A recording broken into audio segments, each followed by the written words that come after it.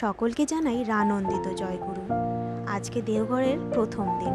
সারা রাত ট্রেন জার্নির পর ফ্রেশ হয়ে নিয়ে আমরা রওনা দিলাম ঠাকুর বাংলোয় ঠাকুর প্রণামের উদ্দেশ্যে।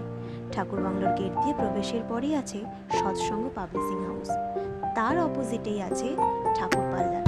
সেখানে ফোন নিয়ে যাওয়ার কোনো অ্যালাউ নেই, তাই কিছু দেখাতে পারবো না। এখানে আছে একটি বিশাল ঘড়িঘর, যা প্রতি ঘন্টায় আমাদের সময় জানান দেয়, যত দূরেই আমরা থাকি না কেন। ঠাকুর প্রণাম সেরে আমরা এরপর দুপুরের প্রসাদ গ্রহণের উদ্দেশ্যে চলে গেলাম আনন্দবাজার ভবনে। একটা কি সুন্দর ফুল গাছ দেখতে পেলাম, তার সঙ্গে দেখুন কত ভক্তরা একসঙ্গে বসে প্রসাদ গ্রহণ করছেন। আজ কোনো উৎসব অনুষ্ঠান নয়, কিন্তু প্রতিনিয়তই এইভাবে সকলে প্রসাদ গ্রহণ করেন। প্রসাদ গ্রহণের পরে আমরা বেরিয়ে দেখলাম একটা কি সুন্দর ঘোড়া ঘুরে বেড়াচ্ছে।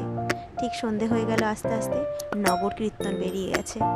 দেখুন পাবলিশিং হাউসটা রাতে এবং ঘড়িটি কত সুন্দর লাগে, আলোর ঝলমলে অবস্থানে, আলোর উপস্থিতিতে কতই না সুন্দর লাগে।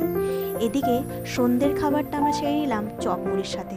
ঠাকুরবাড়ি গেলাম আর চপমুড়ি খেলাম না, এটা কখনো হয়? দারুণ লাগে এর অনুভূতি। তার সাথে সাথে হয়ে এলো রাত। ঘোড়ার গাড়ি দেখার সাথে সাথে এখানে চলছে প্যারেড। চলুন, রাত হয়ে গেছে। রাতের প্রসাদ গ্রহণ করে সকলকে জানাই টাটা, জয়গুরু। সকলে ভালো থাকুন।